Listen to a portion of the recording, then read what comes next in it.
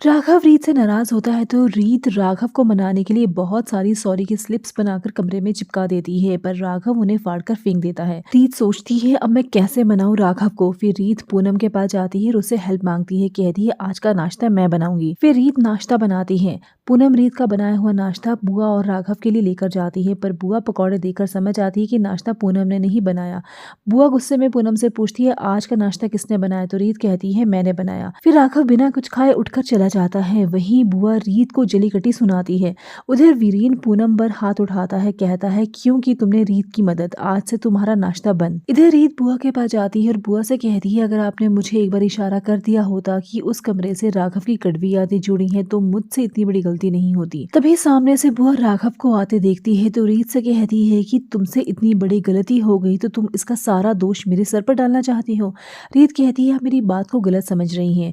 रीत की बात सुनकर बुआ रोने लगती है तो राघव कहता है बस रीत, तुम्हारी हिम्मत कैसे हुई बुआ जी को जिम्मेदार ठहराने की। तुम बुआ जी को चोट पहुंचा रही हो, माफी मांगो बुआ से। फिर रीत बुआ को सॉरी कहती है। इधर राघव के फूफा जी बुआ से कहते हैं कि हमें रीत को सारा सच बता देना चाहिए। बुआ कहती है अगर आपने राघव की माँ के बारे में रीत को सब कुछ बता दिया तो ये घर टूट जाएगा। फिर फूफा जी रीत के पास जाते हैं और कहते हैं आज मैं राघव के अतीत के बारे में तुमसे बात करने आया हूँ। जो औरत अपने बच्चों को छोड़ सकती है वो औरत कभी अच्छी नहीं हो सकती। राघव की माँ का इस घर से जाना एक ऐसा बुरा ख्वाब है कि जो इस घर का आदमी देखना भी नहीं चाहता, इसलिए उसका इस घर में कोई फोटो तक नहीं है।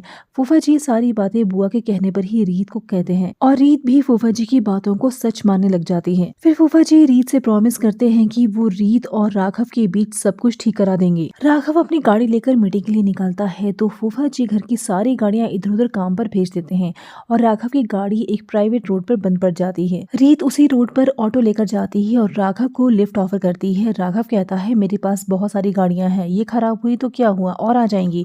फिर राघव भौमी को कॉल लगाता है और उसे पता चलता है कि घर पर कोई भी गाड़ी मौजूद नहीं है। अब देखना होगा कि राघव रीत के साथ ही ऑटो शेयर करेगा, क्या होगा आगे कहानी में जानने के लिए देखते रहिए जाने अनजाने। हम मिल रहे शो की लेटेस्ट अपडेट्स के लिए सब्सक्राइब करें हमारे चैनल टेली क्लब को।